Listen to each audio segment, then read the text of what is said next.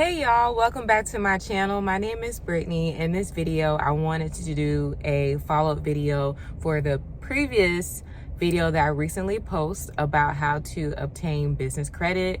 I basically gave an outline of how I was able to obtain a business credit card from Chase and also American Express. So in this video, I'm going to be telling you how I was able to utilize those business credit cards to get my first Airbnb. So after doing a mentorship and finding someone to kind of guide me with getting my first Airbnb, and I had business credit cards that I could utilize so that I didn't have to use my own money when it came to purchasing furniture for the Airbnb and different things that I would need.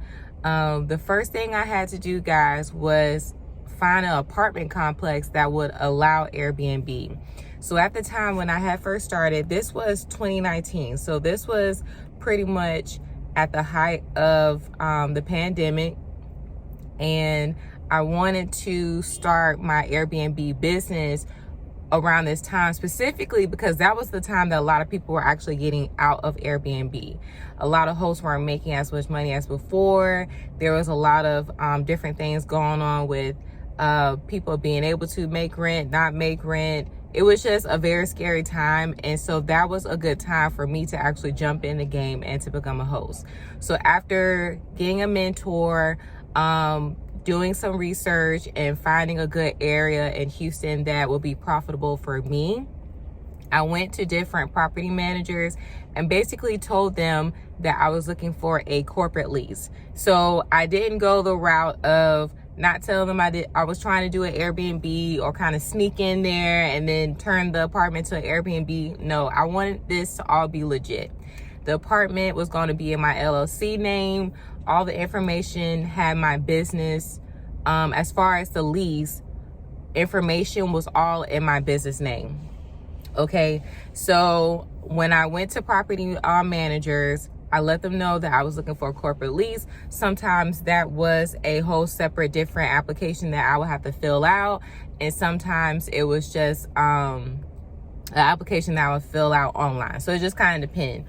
Once I got past seeing if they allow corporate leases, because what I learned during that time is a lot of times the properties allow only so many units for corporate leases. So they might have a whole entire complex, and let's say if their occupancy rate is not good, then they might allow, let's say, 20 units.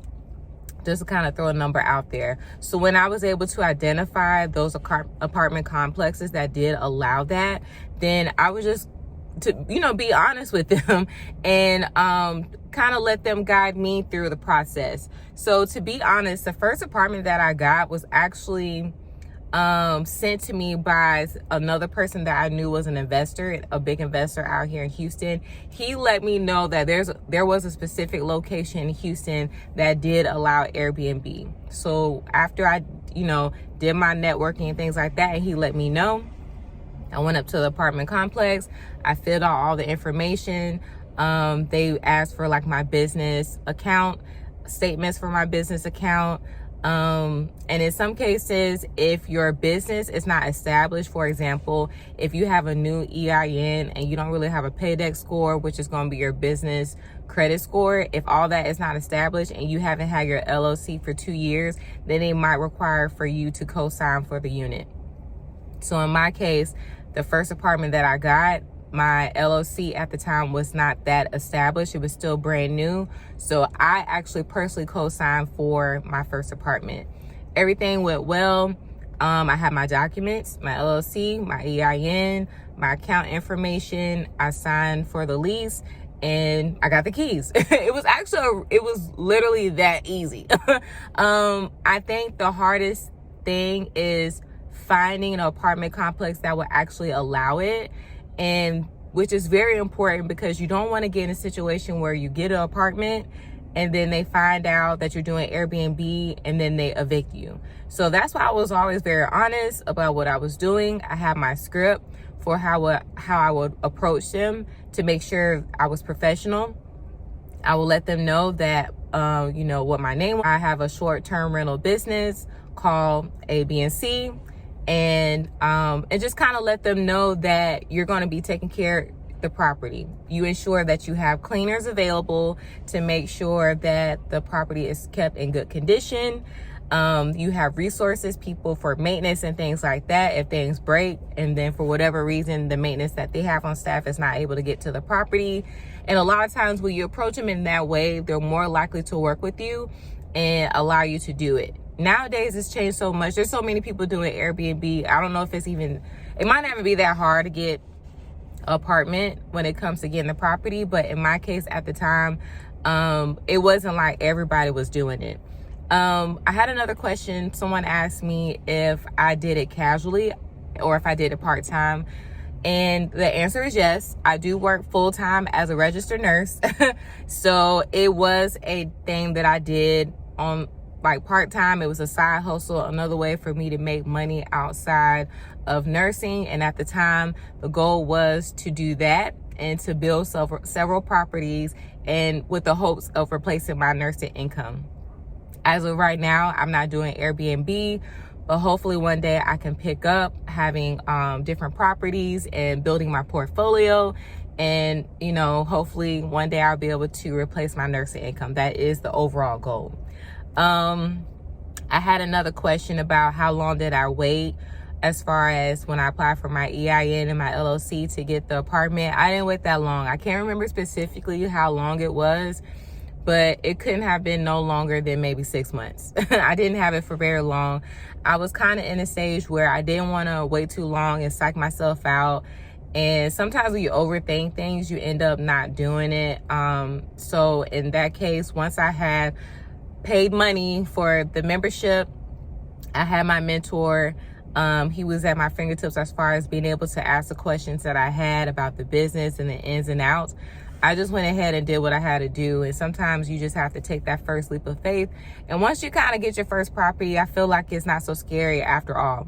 So once I actually had the property, the lease and things like that, when it comes to the business credit and how I use that to leverage it, I made sure I targeted an apartment complex that allowed me to have the first month rent free.